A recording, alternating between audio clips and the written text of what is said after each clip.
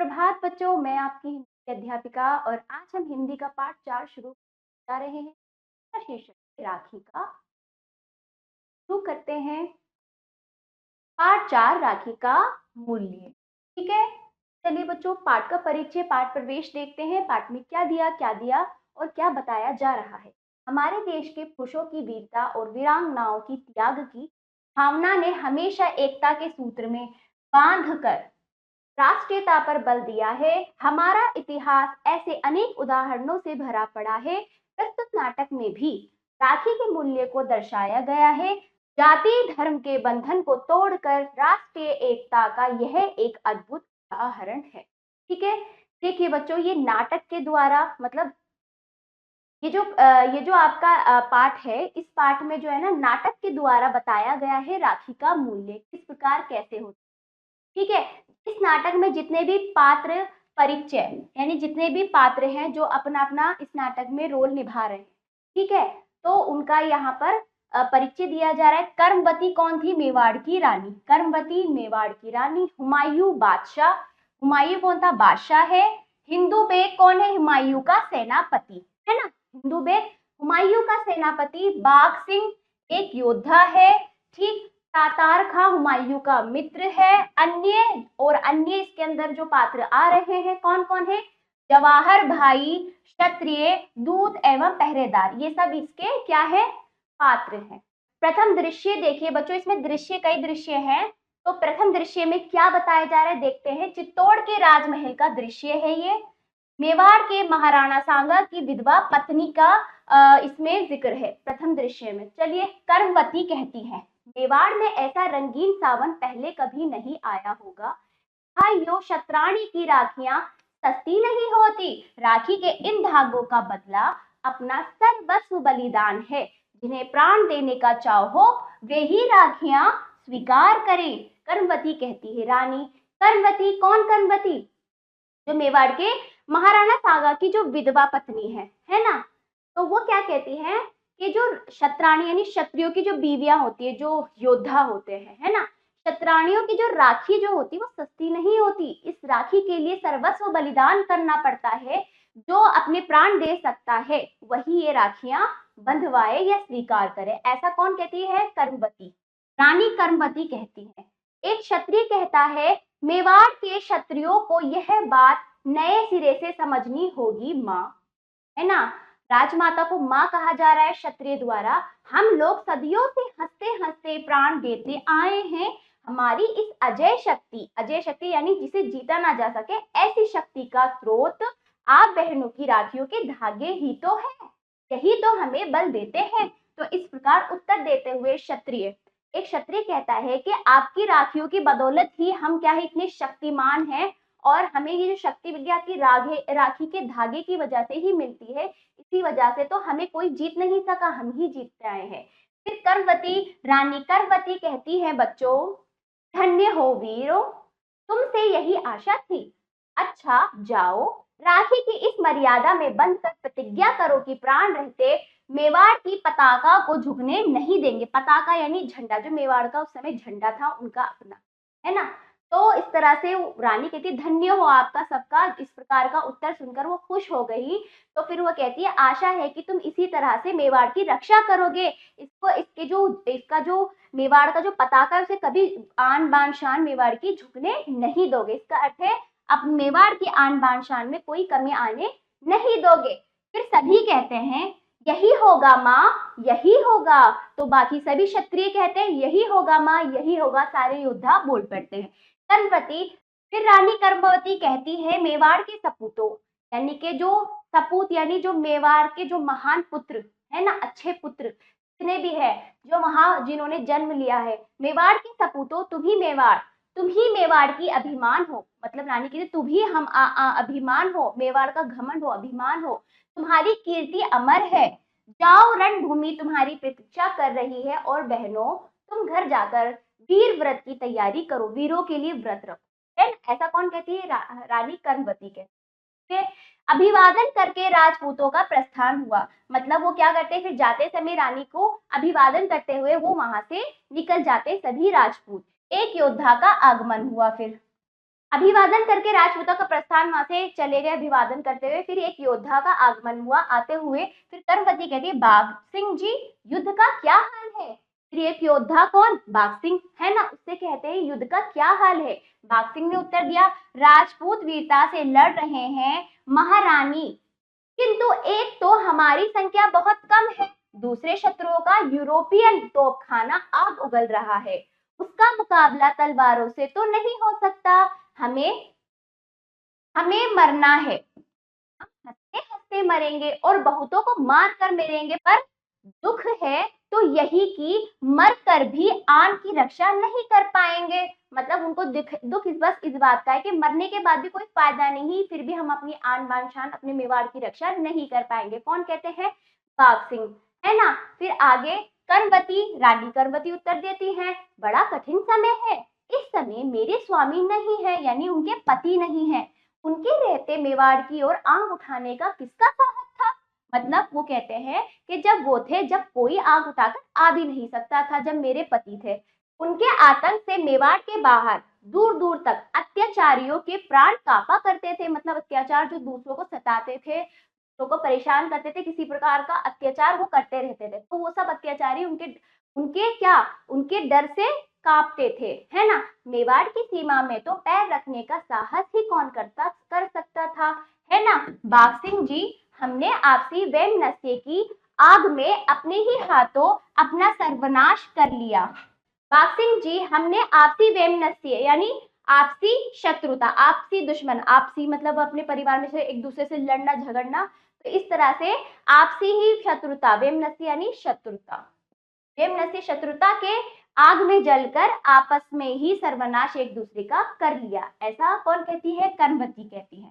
फिर बाघ सिंह कहते हैं अब पश्चाताप का समय नहीं है, देवी अब तो हमें मार्ग बताइए। कौन कहते अब हमें कोई रास्ता बताइए, हमें क्या करना है, कैसे हम मेवाड़ की रक्षा करें। कर्मवती कहती है मुझे एक उपाय सूझा है।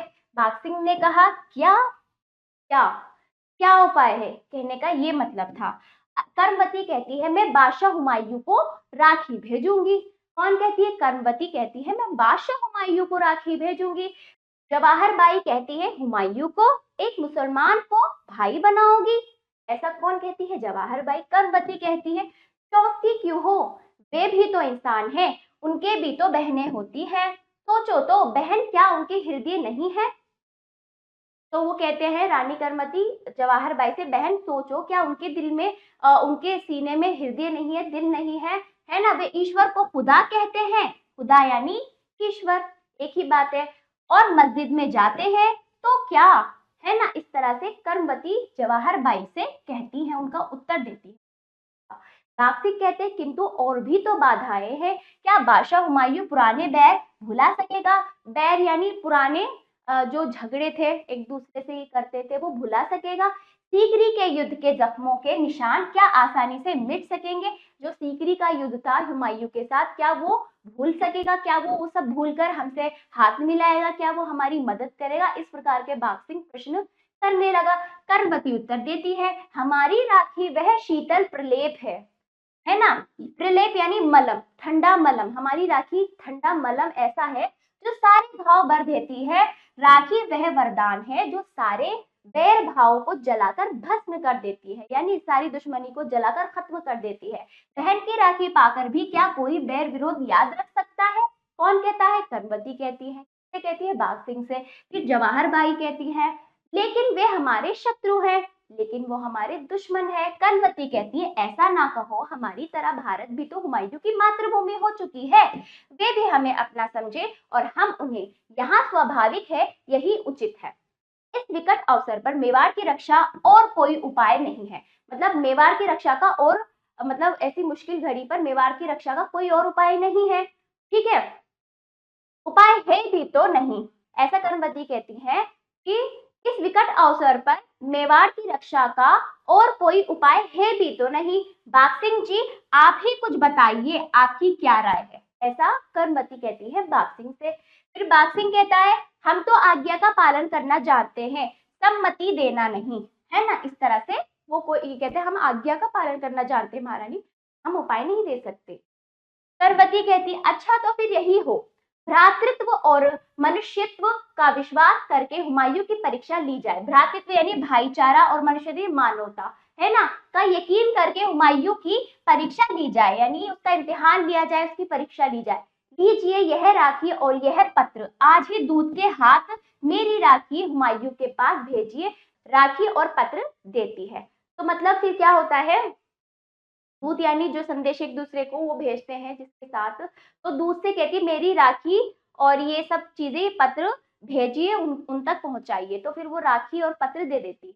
फिर जवाहर बाई कहती हैं अच्छी बात है, हम भी देखेंगे कौन कितने पानी में है, और ये भी प्रकट हो जाएगा कि एक राजपुतानी की राखी में कितनी ताकत है। ऐसा कौन कहती है, जवाहर बाई। ठीक है, अब ये एक दृश्य हो गया जो मतलब किसमें, जवाहर बाई, कर्मवती व बाघ सिंह और क्षत्रिय जितने भी थे उनमें आपस में बातें हो रही थी। फिर दूसरा दृश्य अब शुरू होता है, बिहार के गंगा घाट पर हुमायूं का फौजी डेरा डाले हुए। ठीक है, कहाँ से शुरू होता है, बिहार के गंगा घाट पर हुमायूं का फौजी डेरा डालता है। ठीक है, बादशाह के खास तंबू में हुमायूं और तातार खां बैठे हैं, एक पहरेदार का प्रवेश हुआ। मतलब वहां पर क्या हुआ, दोनों बैठे हुए थे, तातार खान हुमायूं एक तंबू में, तो वहीं पर एक पहरेदार आया के पास। पहरेदार कहता है, अभिवादन करते हुए कहता है, जहां पना, यानी जहां पना, जहां पना का मतलब जहां की रक्षा करने वाला, है ना, जहां पना। खिदमत में मेवाड़ से एक दूत आया है ना, मतलब खिदमत में एक मेवाड़ से दूत आया है, मेवाड़ का एक दूत आया है, कुछ लेकर आया है ना। फिर हुमायूं कहता है मेवाड़ से यही भेज दो। फिर पहरेदार वहां चला जाता है वापस उसको भेजने के लिए। हुमायूं कहता है मेवाड़ का दूत, मेवाड़ लफ्ज में ही जादू है, लफ्ज यानी शब्द। ठीक है, बयाना और सीकरी की लड़ाइयों में मैं भी शहंशाह बाबर के साथ था। राजपूतों से हमारी फौज कैसे खौफ खाती थी। राणा सांगा, अरे राणा सांगा, उन्हें तो खुदा ने फौलाद से बनाया था। मतलब फिर कहते हैं कि मतलब कि मेवाड़ में के लफ्ज में एक जादू है, जो वहां के राणा सांगा थे, वो क्या थे, वो बहुत शक्तिशाली थे। खुदा ने, ईश्वर ने बहुत ज्यादा शक्तिशाली बनाया था कि सभी सभी खौफ खाते थे। खौफ यानी डर जाते थे, घबरा जाते थे, कांपते थे उनके नाम से। उनकी तिरछी नजर कयामत का पैगाम थी, और उनकी जो तिरछी नजर थी कयामत, है ना, कयामत यानी बहुत बड़ी कयामत, समझ रहे हो बच्चों, कयामत का पैगाम थी। जैसे कोई कयामत आ गई, यदि उन्होंने कहीं नजर डाली तिरछी नजर, गुस्से से देख लिया, क्रोधित होकर। मेवाड़ पर सुना है आजकल बादशाह ने चढ़ाई कर रखी है। फिर वो बातें करते हुए कहते हैं हुमायूं, मेवाड़ पर सुना है आजकल बादशाह ने चढ़ाई कर रखी है। ऐसे वो बात करते हैं, तभी दूध का प्रवेश होता है ना। वहां से पहरेदार जाता है और दूध को भेजता है। तो ये आपस में हुमायूं बात कर रहे थे, तभी दूध प्रवेश करते हुए आता है। देखिए आता है, ये रहा हुमायूं और ये रहा दूध। हुमायूं कहता है आओ मेवाड़ के बहादुर। दूध कहता है स्वर्गीय महाराणा सांगा की महारानी कर्मवती ने आपको यह सौगात भेजी है। हुमायूं कहता है हाथ बढ़ाकर लेते हुए, मेरी किस्मत सेनापति, तुम जानते हो कि मेवाड़ की बहुत इज्जत करता हूँ, जो एक बहादुर को करनी चाहिए वही की खाक भी सर पर लगाने की चीज है। ऐसा किसने कहा, हुमायूं ने कहा, है ना। किस्मत यानी नसीब, खुशकिस्मती, है ना। खाक यानी मिट्टी, खाक का अर्थ होता है मिट्टी। तातार खां कहता है दुश्मन की तारीफ, तारीफ यानी प्रशंसा, तारीफ करने में जहां पना से बढ़कर, ऐसा कहता है। हुमायूं कहता है दुश्मन, हा हा हा, कौन दुश्मन, वे सब हमारे भाई हैं, हम सब एक ही खुदा के बेटे तो हैं ना तातार खां। ऐसा तातार खान से कहते हैं कि मतलब तातार खां कहते हैं कि आप अपने से, आप अपने आप से बढ़कर दुश्मन की तारीफ कर रहे हैं। फिर वो कहते हैं हंसते कहते हैं, हंसते हुए कहते हैं, कौन, हुमायूं कहते हैं हंसते कि कौन दुश्मन, सब भाई हैं, हम एक ही खुदा के बच्चे, सबने एक ही ईश्वर है, सबने, सबको ईश्वर ने बनाया है, इस तरह से वो कहते हैं। देखूं तो इसमें क्या लिखा है। हुमायूं पत्र पढ़ते पढ़ते मग्न हो जाता है, मतलब खो जाता है पत्र को। सेनापति कहता है जहां पना ऐसे मग्न है, महारानी कर्मवती ने क्या जादू पिटारा भेजा है। ठीक, फिर हुमायूं कहता है सेनापति, उन्होंने सचमुच जादू का पिटारा भेजा है, मेरे सूने आसमान में उन्होंने मोहब्बत का चांद चमकाया है, मोहब्बत यानी प्रेम का चांद चमकाया है। मुझे बहन मिल गई है, उन्होंने मुझे राखी भेजकर अपना भाई बनाया है। तो ऐसा कहते हैं हुमायूं। फिर आगे दूध से, दूध से हुमायूं कहते हैं बहन कर्मवती से कहना हुमायूं तुम्हारे सगे भाई से बढ़कर है, कह देना मेवाड़ की इज्जत आपसे मेरी इज्जत है, जाओ। ऐसा दूध को कर दिया। ठीक, दूत का प्रस्थान वहां से हो गया, यानी कि दूत वहां से निकल गया। फिर तातर खां कहता है, यह आप क्या कर रहे हैं, आपके अब्बा जान के जाने दुश्मन की औरत ने। मतलब इस तरह से वो कहते हुए कि ये आप क्या कर रहे हैं, ये तो आपके अब्बा जान के जानी दुश्मन की बीवी है, ये आप क्या कर रहे हैं, इनको बहन बना रहे हैं, ऐसा कुछ कहता है तातर खान।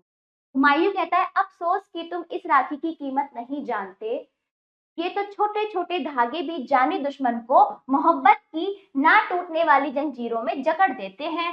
फिर आगे कहते हैं, यह तो मेरी खुशकिस्मती है कि मेवाड़ की बहादुर रानी ने मुझे अपना भाई बनाया है और बहादुर शाह के खिलाफ मेवाड़ की हिफाजत के लिए मेरी मदद चाहिए है। फिर वो तातर खान से हुमायूं उत्तर देते हैं कि तुम इस राखी का जो क्या है, इस राखी की कीमत नहीं जान पाए, अफसोस है मुझे इस बात का कि तुम नहीं जान पाई, छोटे छोटे धागे ही है दुश्मनी को दोस्ती में और शत्रुता को मोहब्बत यानी प्रेम में बदल देते हैं, है ना, जकड़ लेते हैं, दुश्मनी को जकड़ लेते हैं, ऐसा कहते हैं। और मेवाड़ की जो बहादुर रानी है उन्होंने मुझे भाई बनाया है और मैं बहादुर शाह के खिलाफ मेवाड़ की हिफाजत के लिए मेरी मदद उन्होंने चाहिए, ऐसा वो कहते हैं। तातर खां कहते हैं फिर, जहां पना एक मुसलमान के ऊपर एक हिंदू को तरजीह, इस तरह से कहते हैं, मतलब वो कहते हैं जहाँ पर ना एक मुसलमान पर कैसे आप मतलब एक हिंदू के लिए इतना ज्यादा वो हो, इतना ज्यादा मतलब इतनी ज्यादा आप किसी हिंदू के लिए सोच रहे हो, तो इस तरह से कहते हैं। फिर हुमायूं कहते हैं, अरे कौन हिंदू और कौन मुस्लिम मुसलमान, ठीक, खुदा ने पहले हम सबको इंसान बनाया है, ये जो कुछ भी है कह रहा हूँ खुदा के हुक्म के मुताबिक कह रहा हूँ, यानी कि कौन हिंदू कौन मुस्लिम सबको खुदा ने बनाया, ये जो मैं जो भी कुछ कह रहा हूँ ये मुझसे खुदा करवा रहा है, खुदा खुदा का हुक्म है, ऐसा कौन कहते हैं। और राखी आ जाने के बाद भी क्या सोच विचार किया जा सकता है, ये तो आग में कूद पड़ने का न्योता है ना। राखी यदि आ जाए तो मैं सोच नहीं सकता, फिर तो मैं मदद करके ही रहूंगा, और मैं जब उसने मुझे रानी ने मुझे भाई माना है तो मैं जरूर उनकी मदद करूंगा। हिंदुस्तान का इतिहास गवाह है कि इन धागों ने हजारों कुर्बानियां कराई है। मैं दुनिया को बता देना चाहता हूँ कि हिंदुओं के रस्मों रिवाज मुसलमान के लिए भी उतने ही प्यारे और पाक हैं जितने उनके लिए। भूल तुम भूलते हो कि हम सब एक परवरदिगार की औलाद हैं। इस तरह से इतने अच्छे शब्द कहकर वो तातर खां को चुप कर देते हैं कि मतलब क्या हिंदू क्या मुस्लिम, मैं हिंदू मुस्लिम सब समान है कि खुदा ने बनाया है। और राखी का जो कीमत है उसके लिए तो कई लोगों ने राखियों के लिए अपनी जानों की कुर्बानी दे दी, ये राखी वो है, ऐसा कहते हैं। आगे बढ़ते हैं, सेनापति कहता है फिर, परंतु शहंशाह, जब हम स्वयं युद्ध के मैदान में दुश्मनों के सामने डटे हैं, ऐसे विकट समय में शेर खां को खुला छोड़कर मेवाड़ की तरफ लौट जाना सल्तनत और दिल्ली के लिए खतरे से खाली नहीं है। कौन कहता है, सेनापति कहता है, परंतु शहंशाह हम स्वयं युद्ध के मैदान में दुश्मनों के सामने डटे हैं, ऐसे विकट समय में शेर खां को खुला छोड़कर मेवाड़ की तरफ लौट जाना सल्तनत और दिल्ली के लिए खतरे से खाली नहीं है। ठीक है, फिर हुमायूं कहते हैं, अब सोचने का वक्त ही नहीं, वक्त यानी समय, वक्त यानी समय, है ना। कहते हैं अब सोचने का कोई समय नहीं रहा, बहन का रिश्ता दुनिया के सारे सुखों दौलतों ताकतों और सल्तनतों से बढ़कर है। मैं इस रिश्ते की इज्जत सल्तनत कुर्बानी करके भी रखूंगा। मैं दुनिया को यह कहते नहीं सुनना चाहता कि मुसलमान बहन की इज्जत करना नहीं जानते, तख्त से उतरकर भी यह बहन के दिल में जगह पा सकूं तो अपने आप को दुनिया का सबसे बड़ा खुशकिस्मत इंसान समझूंगा। हाथ पर बंधी राखी को चूम कर, बहन कर्मवती तुम्हारी राखी मुझे वही ताकत दे जो राजपूतों को देती आई है ना, आई है। सेनापति जल्दी फौज तैयार करो और मेवाड़ की ओर प्रस्थान करो, है ना, यानी कि फिर मेवाड़ की ओर निकल पड़ो। फिर वो मेवाड़ की ओर निकल पड़े, सबके सब वहां से प्रस्थान हो गया, सबका प्रस्थान हो गया। तो इस तरह से हुमायूं को पता थी कि वो राखी की कीमत क्या थी और वो बहन का रिश्ता क्या था, हिंदू मुस्लिम के भाईचारे के संबंधित ये पाठ इसमें बहुत अच्छे तरीके से सजीवता से लेखक ने लिखा है। इस पाठ के लेखक है हरिकृष्ण प्रेमी। कौन थे ये, देखिए हरिकृष्ण प्रेमी, इनका जन्म 1908 में और मृत्यु 1974 में हुई। ठीक है, इनका जन्म कहाँ हुआ, ग्वालियर मध्य प्रदेश में हुआ। राष्ट्रभक्त परिवार में, मतलब राष्ट्रभक्त जो राष्ट्र से मतलब अपने देश के लिए प्रेम पूर्वक जो लोग रहते हैं उनके परिवार से इनका जन्म लेने के कारण ही इनको राष्ट्रीयता के संस्कार बचपन से ही प्राप्त हुए, है ना, अपने देश के प्रति। इनके प्रमुख नाटक व एकांकी रक्षाबंधन, आहुति, छाया, ममता, सामाजिक, ममता क्या है जो सामाजिक है ना, घर या होटल, नया समाज, ये है मेरी जन्मभूमि है आदि। इस प्रकार की इन्होंने कई प्रकार की एकांकी और नाटक लिखे। ठीक है बच्चों, चलिए अब शब्दार्थ आ जाइए। चाव का अर्थ है शौक, अजय का अर्थ है जिसे कोई जीत ना सके। ठीक है, मर्यादा, प्रतिष्ठा, इज्जत या सीमा, पताका, ध्वज या झंडा, वैमनस्य, शत्रुता, वैरभाव। ठीक है, प्रलेप, मलहम, लेप, है ना। सम्मति, सहमति, भ्रातृत्व, भाईचारा, मनुष्यत्व, मानवता, डेरा, पड़ाव, कारवा। डेरा का अर्थ है पड़ाव भी, कारवा भी। खिदमत, सेवा, लफ्ज, शब्द, खौफ, डर, फौलाद, लोहा, है ना। तो सौगात, उपहार, खाक, धूल, अफसोस, पछतावा, दुख, खुशकिस्मत, सौभाग्य, हिफाजत, रक्षा, तरजीह। तरजीह का अर्थ है महत्व देना, है ना। तरजीह का अर्थ है महत्व देना। न्योता, निमंत्रण, कुर्बानियां, बलिदान, पाक, पवित्र, परवरदिगार, अल्लाह, भगवान। ठीक है, तख्त, सिंहासन, स्वाहा, नाश, खाविंद, शोहर, पति, है ना। खाविंद का अर्थ होता है शोहर या पति। तो ये आपके समाप्त हुए। अब आपकी बारी। चलिए, पाठ का ज्ञान के आपने देख लिया है, आप करें अभ्यास। मौखिक प्रश्न बोलकर आपको इनका उत्तर देना है। कनवती कौन थी? ख देखिए, कनवती ने वीरों से कौन सी प्रतिज्ञा करने को कहा? गा, रानी कनवती ने हुमायूं को राखी क्यों भेजी? घ देखिए, राखी पाकर हुमायूं ने क्या निर्णय किया? पांचवा देखिए, हुमायूं के अनुसार हिंदुस्तान का इतिहास किस बात का गवाह है? तो इस प्रकार निम्नलिखित प्रश्नों के उत्तर दीजिए। सही उत्तर वाले गोले को रंगिए। महाराणा सांगा की पत्नी का क्या नाम था? क्या था? कर्मवती। दूसरा देखिए, कर्मवती ने राखी को क्या बताया? क्या बताया? शीतल प्रलेप। गा देखिए, कर्मवती कहाँ की रानी थी? कहाँ की? मेवाड़ की। ठीक है, कर्मवती कहाँ की रानी थी? मेवाड़ की। हिंदू बेग कौन था? हुमायूं का सेनापति, हुमायूं का शत्रु, हुमायूं का मित्र। हिंदू बेग हुमायूं का सेनापति था। अंगा देखिए, तलवारों से किसका सामना नहीं किया जा सकता? सैनिकों का, शत्रुओं का, यूरोपियन तोपखाने का। यूरोपियन तोपखाने। ठीक है बच्चों, किसने किससे कहा? चलिए बच्चों, अगला अभ्यास, किसने किससे कहा। ये ना, ये यानी कि ये जो आपस में संवाद हो रहा था, किससे किसने कहा, ये बात हमें बतानी है। तो युद्ध का क्या हाल है, ये वाला ये वाली बात किसने कही थी? किसने कही थी बच्चों? कर्मवती ने। कर्मवती ने कही थी।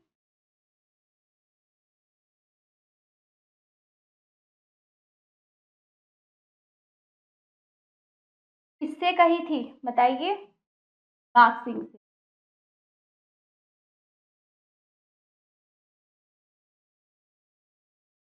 अगला क्या है? अब पश्चाताप का समय नहीं है, किसने कहा? बाघ सिंह ने।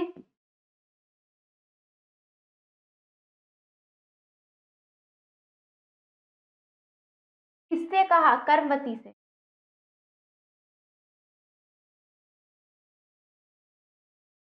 ठीक है, अब पश्चाताप का समय नहीं है, ये किसने कहा? बाघ सिंह ने।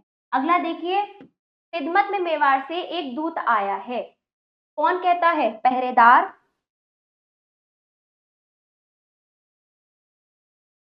किससे? हुमायूं से।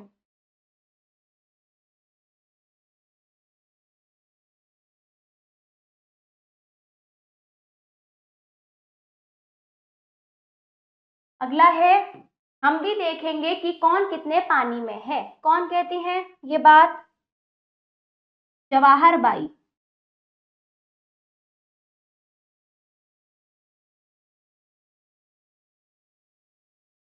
किससे कहती हैं? कर्मवती से।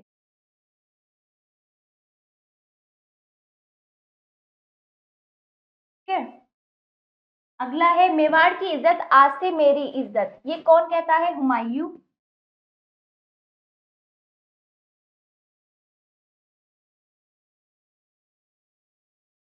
किससे कहता है? सेनापति से। ठीक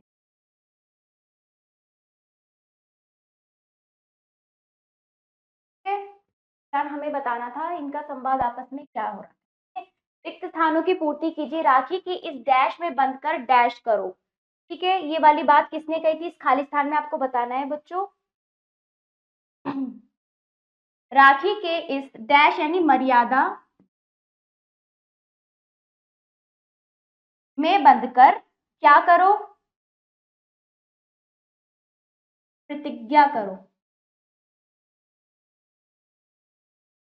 ठीक है। दूसरा स्थान, खाली स्थान बताइए बच्चों। शत्रुओं का यूरोपियन डैश आग उगल रहा है, तोप खाना। यहाँ पर क्या आएगा? तोप खाना। ठीक है। बाकी तीन आप स्वयं करेंगे बच्चों, मैंने आपको बता दिया है। अगला देखिए, आपकी समझ। एकांकी राखी का मूल्य के मूल संदेश को अपने शब्दों में लिखिए। जैसे कि इसमें बताया गया राखी का मूल्य क्या है, तो इसके जो इसमें क्या हमें सीख मिल रही है, क्या मूल संदेश ये पाठ हमें दे रहा है, इसको आप अपने शब्दों में लिखेंगे। ठीक है। अगला अभ्यास देखिए, निम्नलिखित प्रश्नों के उत्तर दीजिए।